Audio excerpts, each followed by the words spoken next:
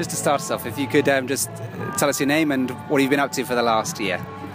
My name's Oliver Osborne. I'm the skipper of Finland Clipper, and we've just completed the 11-12 Clipper race, so circumnavigation of the world. How does it feel to be back?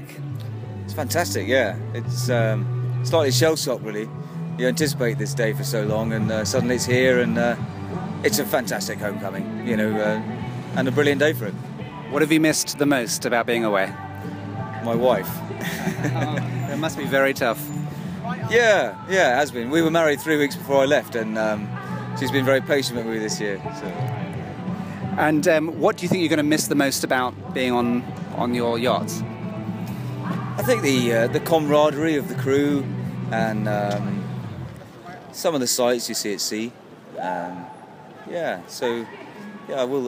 miss that. Which ocean was the most challenging?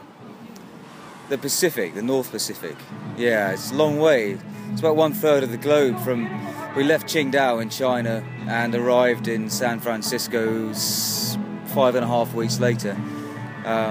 So that was pretty tough. The weather's not good there.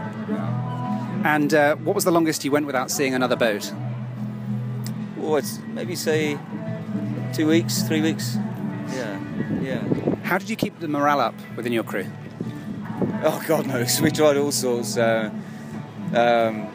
have a sort of fun meeting every Sunday, but every day we'd get together and sort of try some ideas, talk about how things were going, and we even tried playing deck cricket with tin cans at one stage when it got really bad. So, you know. And how did you select your watch captains? I think that's something you've got to be. Yeah, if you get a couple of good watch leaders in. So I was lucky to have some fairly competent sailors on my crew, but it's not necessarily good sailors. You know, a good watch leader is really somebody who's good with people, and if he knows how to bring the best out of his watch, then he'll do well. That's what we've heard from other skippers as well. They've said that it wasn't necessarily about sailing experience, it's about how they were with others. Yeah, absolutely. Yeah. And how do you handle training for the less experienced crew? I think it's about building their confidence, and at the end of the day, you're only travelling at sort of 10 miles an hour, so it can all seem a bit overwhelming, I think, when they first join. So we always try to make them feel very welcome on the boat, you know, and they get stuck in faster that way. How many around the world people did you have on board? We had seven around the world this year. And how did you integrate the leggers? Well, we'd take them out for a training sail if we had the time during the stopover, and then they would really have to sort of just step into the watch system, and sometimes we'd buddy them up with one of the more experienced crew members to learn the ropes, if you like. How were you selected by Clipper?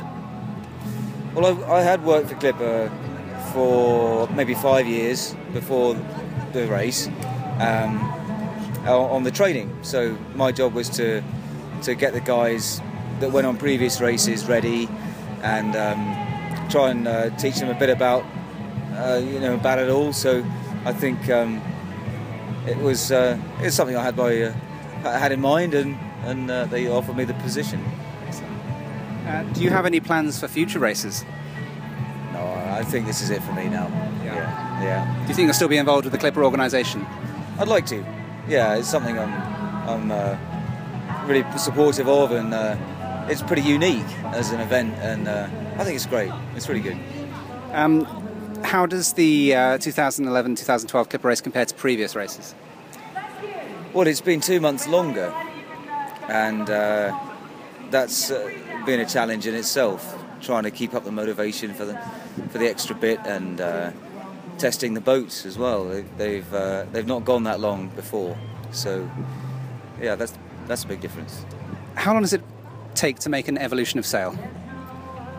Well, it depends on which sails are changing. We carry 13 different sails on the boat, and you'd hope to do it as quickly as possible, of course, because the longer you don't have a sail up, the longer you're slowing down that bit.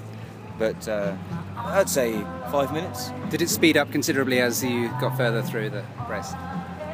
Yeah, it did. Yeah, sometimes you have a few blunders to begin with, but yeah, it sped up. How much sleep did you get whilst you were underway? Well, your sleep's kind of dictated by the weather, really, and sometimes you get a good slab of maybe even 8 hours, and other times you struggle to get 2 hours a day. So it's quite variable. You're looking forward to catching up with sleep? Yes. Was it hard writing the daily reports for Clipper Fleet, and did you have crew help?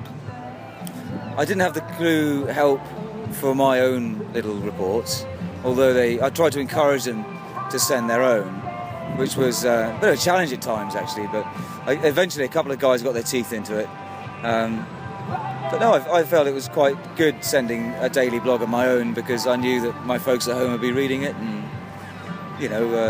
I know they're always watching and looking for something to read. Yeah. And did any of your family or your wife come out and meet you at any of your ports of call? Yeah, my wife Lucy did, yeah. She came out to 5 stops in the end. So, yeah, some good bits as well. Just saw some cool places. Yeah. Great, thank you very much. We really appreciate your time. Oh, pleasure. All right, thank you. Okay.